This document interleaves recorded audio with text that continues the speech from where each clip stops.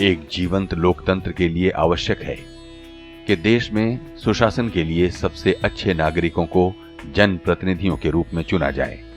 इससे जनजीवन में नैतिक मूल्यों को बढ़ावा मिलता है।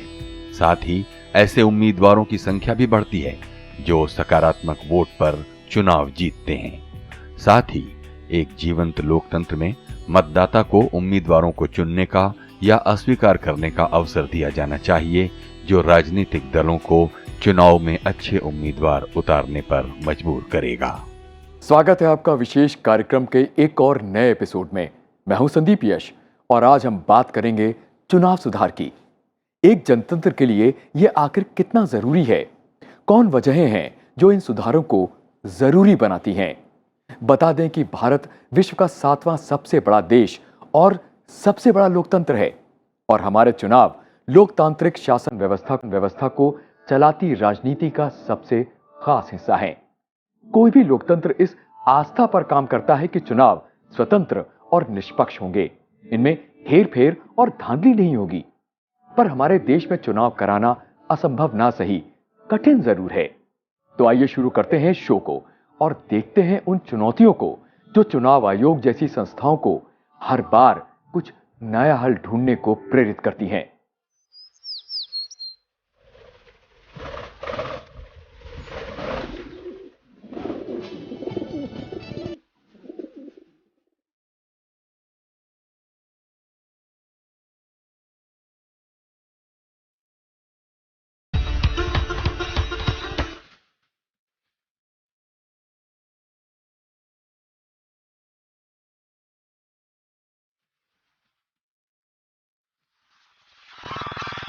राजनीति के जटिल आंतरिक चरित्र और गठबंधन की अंतहीन संभावनाओं के चलते भारत के चुनाव का अनुमान लगाना बेहद कठिन है। भारत के वोटर संसद या लोकसभा के 543 सदस्यीय निचले सदन के लिए सांसदों का चुनाव करते हैं। क्षेत्र के हिसाब से दुनिया के 7वें बड़े देश और दूसरी सबसे अधिक आबादी वाले देश में चुनाव कराना न सिर्फ बड़ा है बल्कि बेहद जटिल भी है। इस प्रक्रिया में लाखों मतदान कार्यकर्ता, पुलिस और सुरक्षा कर्मी शहरों, कस्बों, गांव और बस्तियों में तैनात होते हैं। वो विमानों, नाव, रेलगाड़ियों, हेलीकॉप्टर, हाथियों और ऊंटों का उपयोग करते हैं और दूर दराज के मतदाताओं तक पहुंचने के लिए पैदल यात्रा भी करते हैं। उनका सफर उत्तर में बर्फ से ढके हिमालय के पहाड़ों से लेकर अरब सागर के छोटे छोटे द्वीपों तक, दक्षिण में पठार और पश्चिम में रेगिस्तान तक, पूर्व में मैदान और गहरे जंगलों से होकर गुजरता है। मतदान कर्मचारी जो हिमालय के बर्फीले क्षेत्रों में अलग थलग और दूर दराज के इलाकों में जाते हैं, उन्हें मतदान केंद्र स्थापित करने के लिए ऑक्सीजन सिलेंडर, स्लीपिंग बैग, भोजन, टॉर्च और साथ ही इलेक्ट्रॉनिक वोटिंग मशीन और अमिट स्याही ले जाना पड़ता है। आयोग गुजरात के गिर के जंगल में एक अकेले मतदाता के लिए भी मतदान केंद्र स्थापित करता है, जहां शेर घूमते हैं। चुनाव आयोग के सामने एक सुखद चुनौती भी है। अब अधिक से अधिक महिलाएं मतदान करने के लिए आगे आ रही हैं। महिलाओं ने 2014 के चुनाव में आधे राज्यों में मतदान केंद्रों पर पुरुषों को पछाड़ दिया था। इन चुनाव में लगभग 65% महिला मतदाताओं ने अपने हक का इस्तेमाल करके इतिहास बनाया था। हालांकि अभी भी महिलाओं का संसद में समान प्रतिनिधित्व नहीं है। आधी आबादी होने के बावजूद लोकसभा में इनकी उपस्थिति लगभग 12% है। आपको बता दें कि पिछले चुनाव में महिलाओं ने कुछ मतदान केंद्रों का प्रबंधन किया था। इस बार आयोग की योजना महिला मतदाताओं को प्रेरित करने के लिए ऐसे पोलिंग बूथ्स बनाना है जिनका प्रबंधन सिर्फ महिला अधिकारियों के हाथों में हो। इन्हें पिंक बूथ का नाम दिया गया है। इस बरस 18 से 19 वर्ष की उम्र के लगभग 1.5 करोड़ युवा मतदाता होंगे जो पहली बार मतदान करेंगे। ये चुनाव आयोग के सामने एक बिल्कुल नई चुनौती होगी, क्योंकि पुराने वोटर की तुलना में ये वर्ग अधिक शिक्षित और तकनीक से लैस है। पर इतना ही नहीं, अब आयोग को चुनाव प्रचार की तेजी से बदलती शैली से भी जूझना होगा। आपको बता दें कि पहले के चुनाव में पोस्टर, बैनर, ध्यान के गीतों, कैंपेन ट्रक्स का इस्तेमाल आम बात थी। पर अब लगभग 50 करोड़ हिंदुस्तानियों के पास स्मार्टफोन है।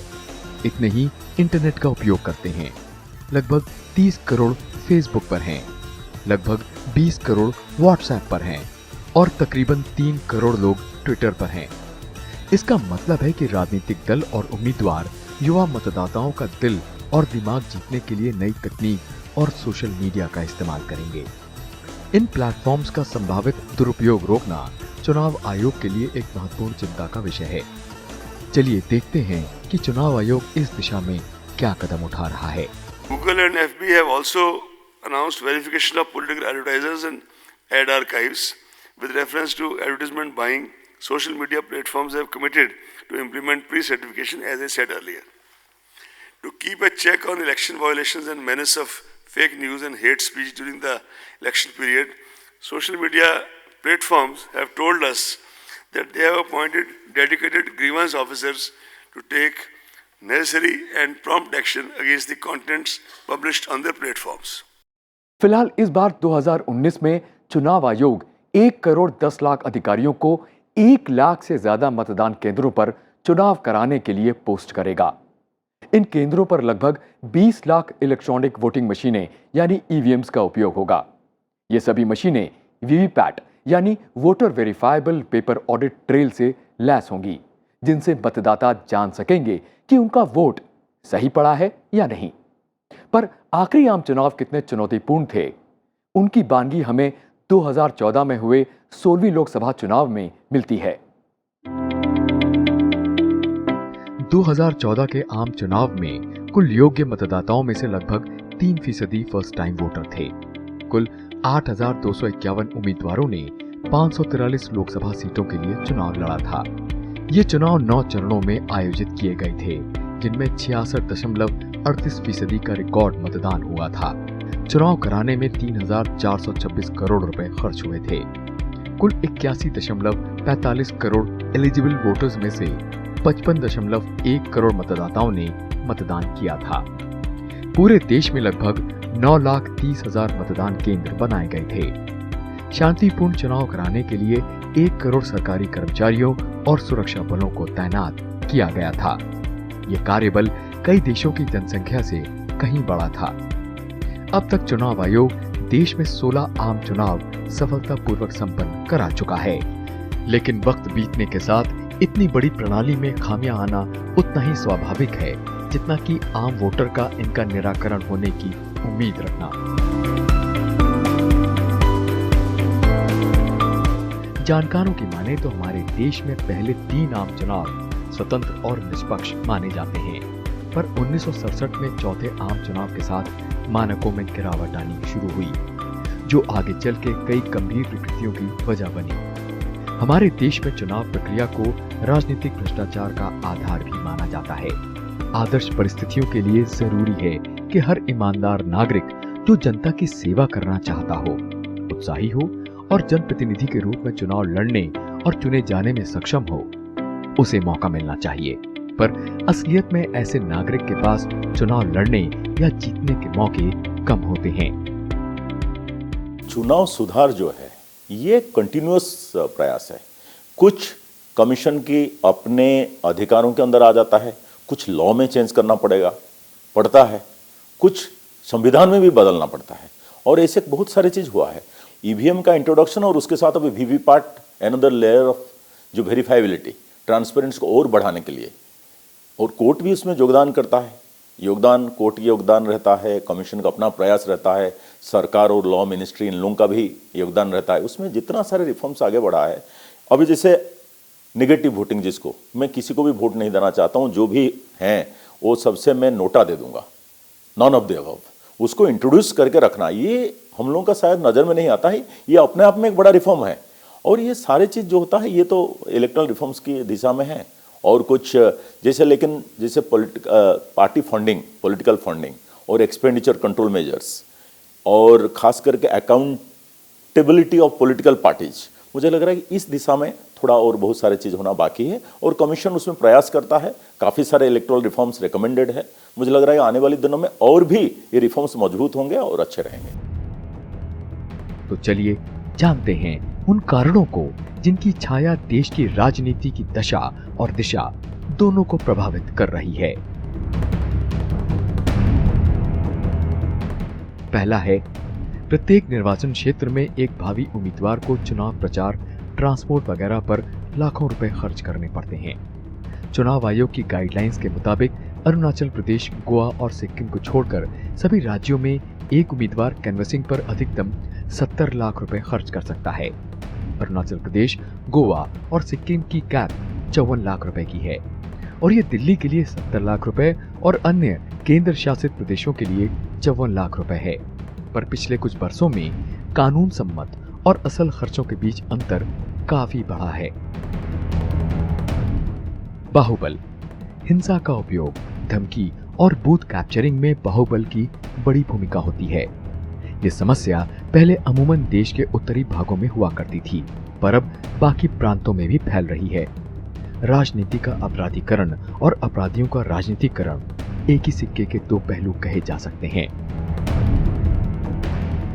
अपराधी रसूख और जनता में पैठ बनाने के लिए राजनीति में प्रवेश करते हैं और पुरजोर कोशिश करते हैं कि उनके खिलाफ मामलों को गिरा दिया जाए या उन पर कार्रवाई न की जाए। इसमें उनकी मदद कुछ राजनीतिक दल करते हैं जो धन और रसूख के लिए इन्हें चुनाव के मैदान में उतारते हैं और बदले में इन्हें राजनीतिक संरक्षण और सुरक्षा प्रदान करते हैं।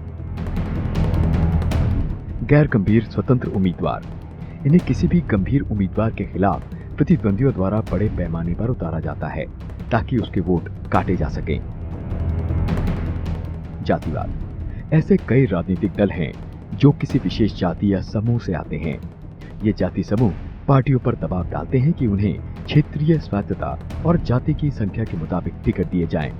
ऐसी जात आधारित राजनीति देश की बुनियाद और एकता पर प्रहार करती है। आज जाति चुनाव जीतने में एक प्रमुख कारक बनी हुई है और अक्सर उम्मीदवारों का चयन उपलब्धियां, क्षमता और योग्यता के आधार पर न होकर जाति, पंथ और समुदाय के आधार पर होता है। सांप्रदायिकता, स्वतंत्रता के बाद सांप्रदायिकता और धार्मिक कट्टरवाद की राजनीति ने देश के तमाम हिस्सों में आंदोलनों को जन्म दिया। सांप्रदायिक ध्रुवीकरण ने बहुलवाद और पंथ निरपेक्ष संघीय ढांचे के लिए गंभीर खतरा पैदा कर दिया है। राजनीति में नैतिक मूल्यों की कमी, ऐसे तमाम कारण हैं जिन्होंने गुजरते वक्त के साथ जनतांत्रिक संस्थाओं को मजबूत नहीं होने दिया है और निस्वार्थ सेवा, मूल्यों और आत्म बलिदान को व्यवस्थित रूप से नष्ट किया है। इसका नतीजा भी सामने है। एक आम वोटर की राजनेताओं और राजनीतिक दलों में आस्था कम हुई है।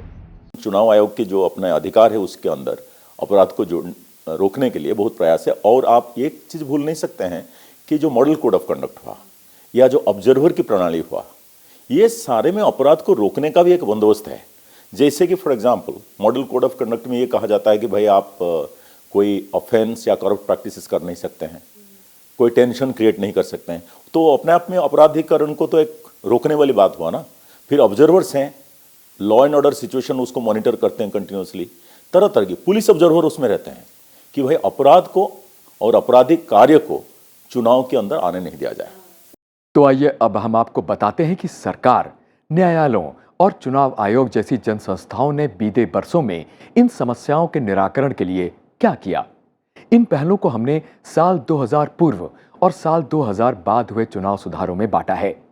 इस चर्चा में विभिन्न चुनाव सुधार आयोगों की रिपोर्ट, विभिन्न मंचों और बुद्धिजीवियों द्वारा इंगित किए गए दोष और सुझाव शामिल हैं। इनमें कुछ महत्वपूर्ण समितियां हैं, जैसे दिनेश गोस्वामी समिति जो चुनाव सुधार पर बनी, वोहरा समिति जो राजनीति के अपराधीकरण पर बनी, इंद्रजीत गुप्ता समिति जो चुनाव के राज्य वित्त पोषण पर बनी, एमएन वेंकट चलैया समिति जो विधि आयोग, चुनाव आयोग और संविधान की समीक्षा के लिए राष्ट्रीय आयोग की रिपोर्ट पर बनी, वीरप्पा मोइली समिति जो शासन में नैतिकता पर बनी और एपी शाह समिति जो कानून आयोग की रिपोर्ट पर बनी। हालांकि सरकार ने इन सिफारिशों को केवल आंशिक रूप से स्वीकार किया है। सन 2000 से पहले के सुधारों में मतदान की आयु कम करना। संविधान के 61वें संशोधन अधिनियम 1989 के तहत अनुच्छेद 326 का संशोधन करके मताधिकार की आयु 21 से घटाकर 18 बरस कर दी गई, ताकि देश के युवा वर्ग को अपनी भावनाएं व्यक्त करने का मौका मिल सके और वो राजनीतिक प्रक्रिया का अंग बन सके। ऐसे ही चुनाव के लिए निर्वाचक नामावलियों की तैयारी, संशोधन और सुधार में लगे अधिकारी या कर्मचारी को इस अवधि के दौरान चुनाव आयोग की प्रतिनियुक्ति पर माना जाएगा। इस अवधि में ये कर्मी चुनाव आयोग के नियंत्रण में हुआ करेंगे। नामांकन पत्रों को लेकर प्रस्तावकों की संख्या में 10% का इजाफा किया गया। इस फेज में अब तक के सबसे बड़े चुनाव सुधारों में इलेक्ट्रॉनिक वोटिंग मशीन यानी ईवीएम का प्रचलन में आना भी शामिल है। इसका लक्ष्य चुनावी प्रक्रिया को निष्पक्ष, सटीक और पारदर्शी करना है, जिससे मिले परिणामों को स्वतंत्र रूप से सत्यापित किया जा सके। बूथ कैप्चरिंग होने पर चुनाव को शून्य घोषित करना और निर्वाचन क्षेत्र में नए चुनाव या काउंटर चुनाव की तारीख का ऐलान करना। राष्ट्रीय सम्मान अधिनियम 1971 का अपमान करने पर 6 साल तक चुनाव लड़ने पर प्रतिबंध लगाना। राष्ट्रपति के पद के लिए चुनाव लड़ने के लिए प्रस्तावकों की संख्या 50 कर देना। 2 से अधिक निर्वाचन क्षेत्रों से चुनाव लड़ने पर प्रतिबंध लगाना और उम्मीदवार की मौत पर चुनाव का स्थगित न होना। नमस्कार, मैं इलेक्ट्रॉनिक वोटिंग मशीन हूँ। लोग मुझे ईवीएम भी कहते हैं। अब तक के सबसे बड़े चुनाव सुधारों में इलेक्ट्रॉनिक वोटिंग मशीन यानी ईवीएम का प्रचलन में आना शामिल है। इसका लक्ष्य चुनावी प्रक्रिया को निष्पक्ष, सटीक और पारदर्शी करना है, जिससे मिले परिणामों को स्वतंत्र रूप से सत्यापित किया जा सके। पारंपरिक मतदान हालांकि इन लक्ष्यों में से कई को पूरा करता था, पर बढ़ता हुआ फर्जी मतदान और बूथ कैप्चरिंग जैसी समस्याओं ने जिस तरह से लोकतंत्र को आहत किया था, उसे देखते हुए ये सुधार जरूरी हो गए थे।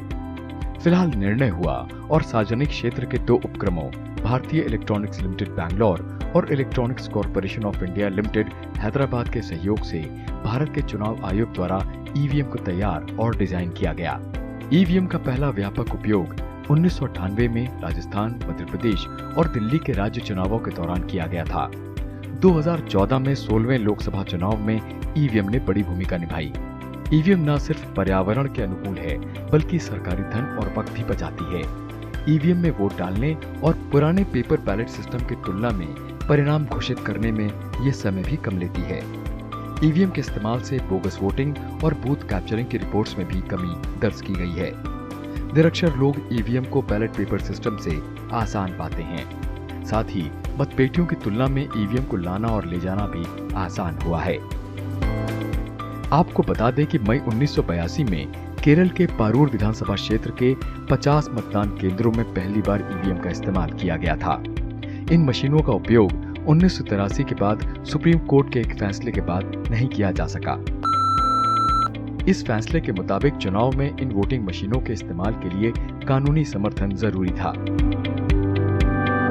दिसंबर 1988 में संसद द्वारा कानून में संशोधन किया गया और जनप्रतिनिधित्व कानून 1951 में एक नई धारा डाली गई, जिसमें आयोग को ईवीएम मशीनों के उपयोग का अधिकार दिया गया। संशोधित प्रावधान 15 मार्च 1989 से लागू हो गया। ये जो इंस्ट्रूमेंट है उसमें जो पहले जैसे काउंटिंग 30-40 घंटा में जो होने वाला है, अभी 3-4 घंटे में हो जाता है।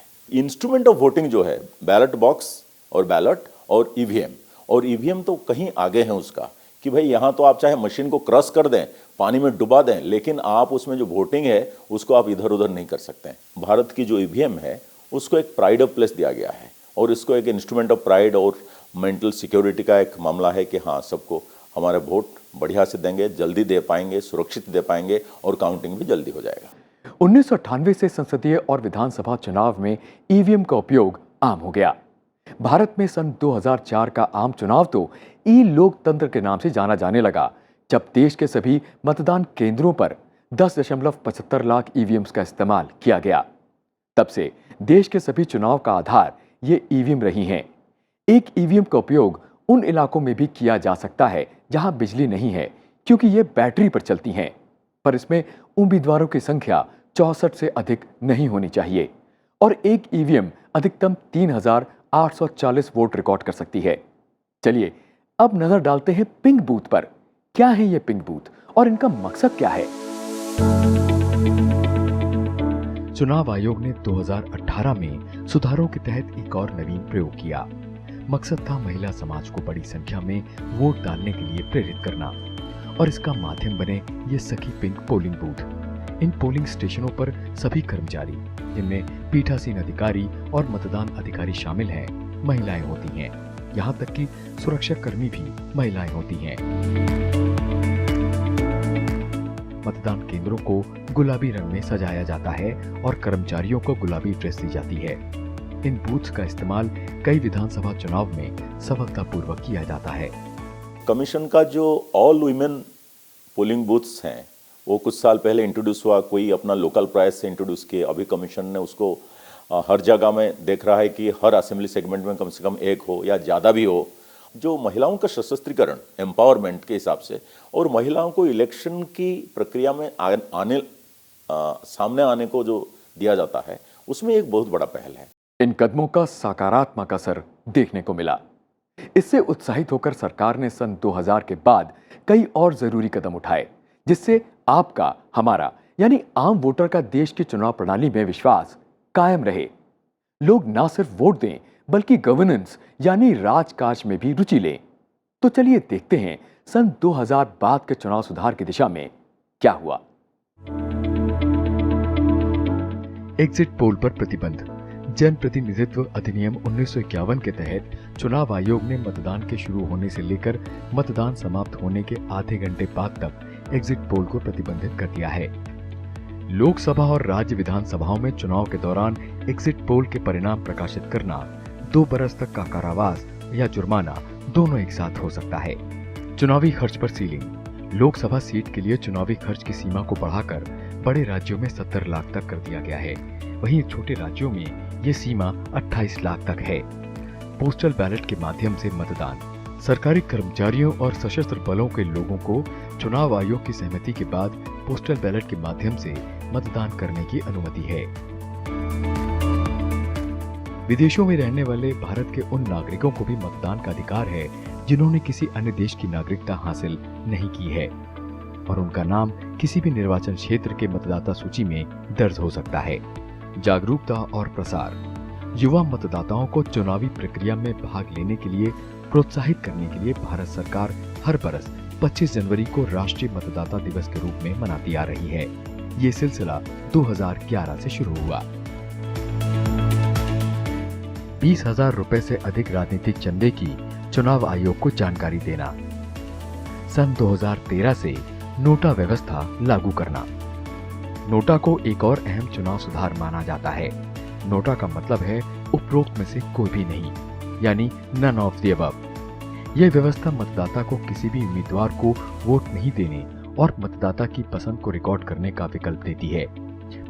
पहले जब कोई मतदाता किसी उम्मीदवार को वोट नहीं देने का फैसला करता था तो मतदाता को बूथ के पीठासीन अधिकारी को ये बताना होता था और एक रजिस्टर पर हस्ताक्षर करना होता था।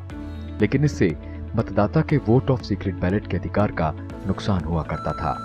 फिर 27 सितंबर 2013 को भारत के माननीय सर्वोच्च न्यायालय ने चुनाव आयोग को नोटा की शुरुआत करने का निर्देश दिया ताकि मतदाता सभी उम्मीदवारों को अस्वीकार करने के अधिकार का प्रयोग कर सकें।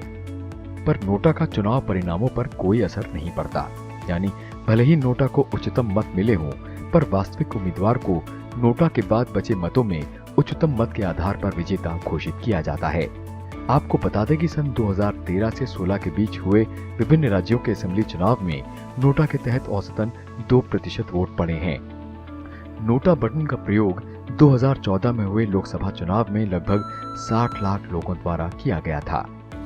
इसके साथ ही सुधार के लिए कई और कदम भी उठाए गए हैं, जैसे निर्वाचकों के लिए कंप्यूटरीकृत डेटाबेस का निर्माण, व्यापक फोटो इलेक्टोरल रोल, फर्जी और डुप्लीकेट एंट्रीज को खत्म करने के लिए डी-डुप्लीकेशन तकनीकें लाना, मतदान और मतगणना की प्रक्रिया की वीडियो रिकॉर्डिंग करवाना। आयोग ने ऑनलाइन संचार यानी कॉमेट नाम की एक प्रणाली विकसित की है, जिससे चुनाव के दिन हर मतदान केंद्र की निगरानी करना संभव हो गया है। जीपीएस का उपयोग कर मतदान केंद्रों की अब रियल टाइम निगरानी भी की जा रही है। 1990 में राजनीतिक दलों और उम्मीदवारों के मार्गदर्शन के लिए आदर्श आचार संहिता जारी की गई है। दुर्भावनाओं की संभावना कम करने के लिए कैंपेनिंग की अवधि को भी कम किया गया है। लोकसभा और विधानसभा चुनाव के लिए मान्यता प्राप्त राजनीतिक दलों के उम्मीदवारों को निर्वाचक नामावली भी मुफ्त उपलब्ध कराई जा रही है। मान्यता प्राप्त राजनीतिक पार्टियों के पिछले प्रदर्शनों के आधार पर सरकारी मीडिया पर भी उनको मंच उपलब्ध कराया जा रहा है। इसके साथ ही उम्मीदवारों द्वारा आपराधिक रिकॉर्ड और संपत्ति की घोषणा एफिडेविट पर करना भी शामिल है। चुनाव प्रणाली में जनता का विश्वास बनाए रखने के लिए सुप्रीम कोर्ट भी पीछे नहीं रहा। उसने भी पारदर्शिता और जनहित में कई सुधार लागू करने का आदेश दिया, जैसे एक वोटर को अपने होने वाले प्रतिनिधि के बारे में जानने का मूलभूत अधिकार है। कोर्ट से 2 बरस से ऊपर की सजा मिलने पर जनप्रतिनिधि पद के अयोग्य हो जाता है। राजनीतिक दलों द्वारा वोटर को मुफ्त उपहार देने के मुद्दे पर भी उसने चुनाव आयोग को दिशा निर्देश जारी करने को कहा है। साथ ही निचली अदालतों को सांसदों और विधायकों के मुकदमों को 1 बरस में निस्तारित करना होगा। वोटर को नोटा का विकल्प देना होगा और आपराधिक रिकॉर्ड छुपाने पर कैंडिडेट को अयोग्य घोषित कर दिया जाएगा। कुछ बरस पहले आई कानून और न्याय संबंधी स्टैंडिंग कमेटी ने चुनावी सुधार, राजनीतिक आचार संहिता और दल बदल विरोधी कानून पर अपनी रिपोर्ट दी थी। इसके तहत उसने कई टिप्पणियां और सिफारिशें भी की थी, जैसे संसद और विधानसभा सीटों के लिए विभिन्न राज्यों में उम्मीदवारों के लिए चुनाव खर्च की सीमा निर्धारित हो। रिपोर्ट में यह भी कहा गया कि उम्मीदवार असल चुनाव खर्च को छुपा रहे हैं, इसलिए चुनाव खर्च को व्यवहारिक सीमा तक लाया जाए और समय समय पर इसकी समीक्षा की जाए। उसने आदर्श आचार संहिता को वैधानिक समर्थन दिए जाने की भी वकालत की और ये भी कहा कि इसे लागू करने की सारी जिम्मेदारी चुनाव आयोग पर ही नहीं छोड़ी जानी चाहिए। सुधार तो सतत प्रक्रिया है, पर विशेषज्ञों के मुताबिक चुनाव आयोग की स्वायत्तता, राजनीति में अपराधियों की बढ़ती संख्या, राजनीतिक पार्टियों में पारदर्शिता और आंतरिक लोकतंत्र का अभाव, सरकार द्वारा चुनाव का वित्त पोषण, पेड न्यूज की समस्या, वोटिंग को कंपलसरी करना, राजनीतिक दलों को आरटीआई के तहत लाना और केंद्र तथा राज्यों में एक साथ चुनाव कराने जैसे मुद्दों पर भी सरकार को जल्द ही निर्णय लेना होगा। फिलहाल आज इतना ही। आपसे विदा लेते हैं। जल्द मिलेंगे एक नए सब्जेक्ट और जानकारियों के साथ। तब तक के लिए नमस्कार।